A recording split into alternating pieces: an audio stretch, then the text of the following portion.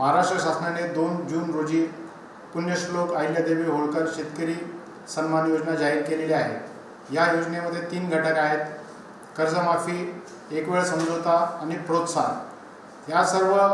ही सर्व योजना महाआयटीने विकसित केलेल्या पोर्टलद्वारे राबवण्यात येत आहे।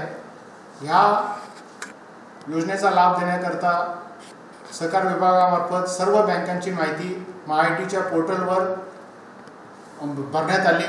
त्याचे सर्व व्हेरिफिकेशन पण झाले आणि त्याची लाभार्थ्यांची कर्जमाफीच्या लाभार्थ्यांची पहिली यादी 25 जुलै रोजी प्रसिद्ध झाली। या यादीमध्ये राज्यातील 16,96,000 शेतकऱ्यांचा समावेश आहे आणि यांची कर्जमाफीची रक्कम 13,600 कोटी आहे। तर ह्या सर्व शेतकऱ्यांनी आपलं आधार प्रमाणिकीकरण करायचं आहे। आधार प्रमाणिकीकरण केल्यानंतर त्यांना लाभ त्यांच्या थेट बँकेच्या खात्यामध्ये जमा करण्यात येईल। आधार प्रमाणिकीकरण करण्याकरता त्यांचे आधार कार्ड किंवा जी त्यांची यादी प्रसिद्ध केलेली आहे त्याच्यातला विशिष्ट क्रमांक घेऊन आपले सेवा केंद्रावर जायचे आहे।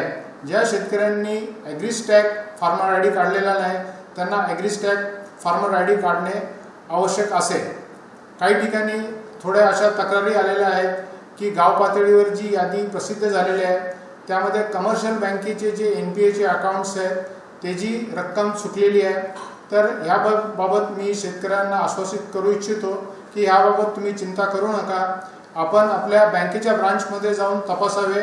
तिथं आपली 31 मार्च 26ची थकबाकीची रक्कम दिसेल किंवा तुम्ही आपल्या सेवा केंद्रावर गेल्यावर देखील तिथल्या स्क्रीनवर तुमची 31 मार्च 26ची रक्कम दिसेल।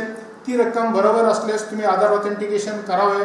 31 मार्च 26 नंतरचं जे व्याजाची रक्कम आहे ह्याची जबाबदारी बँकेने घेतलेली आहे, त्यामुळे तुमचं संपूर्ण कर्ज माफ होणार आहे।